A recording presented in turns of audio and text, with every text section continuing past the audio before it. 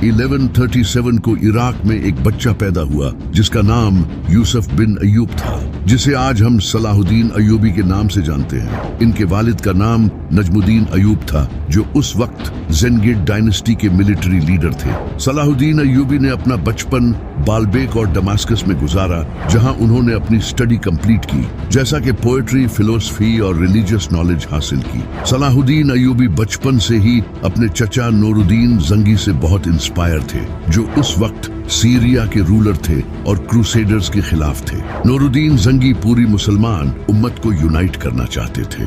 उस वक्त फातिमी खिलाफत इजिप्ट पर रूल कर रही थी, जो कि शिया मुसलमान थे और वो 10th सेंचुरी से हुकूमत करते आ रहे थे। लेकिन अब जाकर इनकी हुकूमत कुछ इंटरनल मैटर्स की वजह से कमजोर होती जा रही थी, और इसी दौरान क्रूसेडर्स फिलिस्तीन और सीरिया जैसी स्टेट्स पर अपना कंट्रोल जमा रहे थे। वही सीरिया में ज़ेंगिड डायनेस्टी, जो कि नूरुद्दीन ज़ंगी के अंडर थी, इजिप्ट पर अपनी ताकत बढ़ाने और मुसलमानों को यूनाइट करने में मसरूफ थी। नूरुद्दीन इजिप्ट को अपने कंट्रोल में लाना चाहता था, क्योंकि इजिप्ट एक बहुत ही रिच और स्ट्रेटेजिकली इंपॉर्टेंट सिटी था, जो क्रूसेडर्स के खिलाफ लड़ने के लिए बहुत जरूरी था। 1160 में सलाहुद्दीन के एक और चचा असदुद्दीन शिरकू, जो नूरुद्दीन ज़ंगी के जनरल थे, इन्हें एक फौज के साथ इजिप्ट भेजा गया, क्योंकि उस वक्त इजिप्ट के चीफ मिनिस्टर शावर की ताकत खतरे में थी।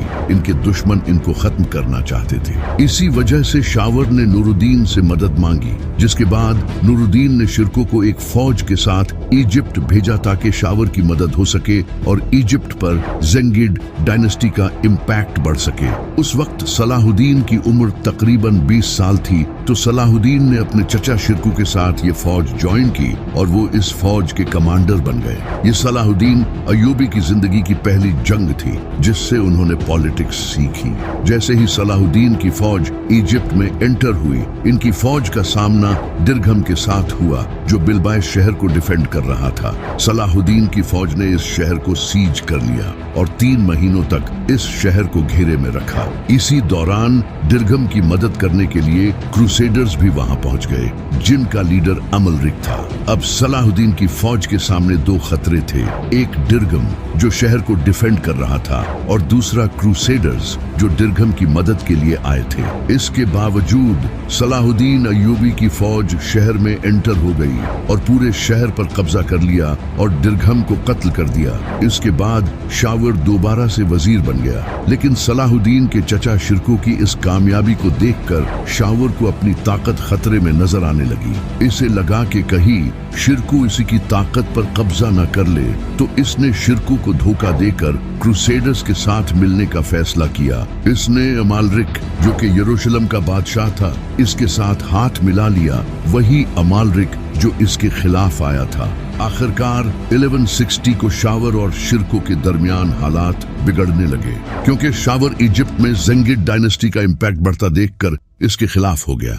ये देखकर शिरकू ने शावर को खत्म करके इजिप्ट को नूरुद्दीन के अंडर लाने का फैसला किया, जिसके बाद दोनों के दरमियान जंग हुई। इस जंग में शिरकू ने अपनी फौज को 3 हिस्सों में बांट दिया और खुद दरमियानी हिस्से को लीड करने लगा, जबकि सलाहुद्दीन अय्यूबी साइड वाले किसी एक हिस्से को लीड करने लगा। दोनों फौजों के दरमियान जंग हजाब के मुकाम पर हुई। हालांकि शिरकू की फौज तादाद में बहुत कम थी, लेकिन इनकी वॉर टैक्टिक्स की वजह से वो ये जंग जीत गए। सलाहुद्दीन अय्यूबी ने भी अपनी फौज के साथ बहुत बहादुरी से जंग लड़ी। इस जंग के बाद सलाहुद्दीन अय्यूबी को जंग लड़ने का काफी एक्सपीरियंस हो चुका था। शिरकू और सलाहुद्दीन अय्यूबी की इस जीत के बावजूद वो इजिप्ट पर अपना कंट्रोल कायम नहीं कर पाए, तो 1 साल बाद शिरकू ने दोबारा इजिप्ट पर हमला किया। इस वक्त तक इजिप्ट पर क्रूसेडर्स का कंट्रोल था। जब नूरुद्दीन ज़ंगी ने ये देखा, तो वो जान गया कि अब उसे इजिप्ट को अपने कंट्रोल में लाना होगा। इसके बाद नूरुद्दीन ज़ंगी ने एक बड़ी फौज भेजी और फिर शिरकू फौज के साथ कायरो पहुंच गया, जो इजिप्ट का कैपिटल था। वहां पहुंचकर क्रूसेडर्स को जंग में हरा दिया। जब शावर ने ये देखा, तो वो जान गया कि अब शिरकू इजिप्ट पर कब्जा कर लेगा। इस वजह से इसने फिर सरेंडर कर दिया। लेकिन शिरकों को इस पर यकीन नहीं था क्योंकि शावर ने पिछली बार इन्हें धोखा दिया था। इस वजह से इसको कत्ल करवा दिया गया। इसके कुछ अरसे बाद शिरकों की अचानक मौत हो गई, जिसके बाद सलाहुद्दीन अय्यूबी वजीर बना दिया गया। सलाहुद्दीन अय्यूबी 2 साल तक वजीर रहा और इसने अपनी अथॉरिटी को स्ट्रॉन्ग किया। इसने इजिप्ट की फौज के साथ अपने रिलेशंस बेहतर किए और फातिमी खिलाफत के साथ भी अपने रिलेशन स्ट्रॉन्ग किए और ज्यादा स्ट्रॉन्ग हो गई। और इस तरह इसने इजिप्ट में शिया इस्लाम को छोड़कर सुन्नी इस्लाम को प्रमोट करना शुरू किया। इसके 3 साल बाद नूरुद्दीन जंगी की मौत हो गई, जिससे सलाहुद्दीन अय्यूबी को आजादी मिल गई। अब वो अपने दम पर फैसले कर सकता था। नूरुद्दीन जंगी की मौत के बाद इसका बेटा इस्माइल उसका सक्सेसर बना, जो कि सलाहुद्दीन अय्यूबी के लिए एक टर्निंग पॉइंट साबित हुआ। नूरुद्दीन की मौत के बाद सीरिया टुकड़ों में बट गया क्योंकि हर कोई ताकत हासिल करना चाहता था। सलाहुद्दीन, जो कि इजिप्ट का पावरफुल रूलर बन चुका था, इसने खुद को नूरुद्दीन जंगी का सक्सेसर कहना शुरू कर दिया। इस वजह से 1174 में सलाहुद्दीन अय्यूबी दमास्कस पहुंच गया ताकि शहर को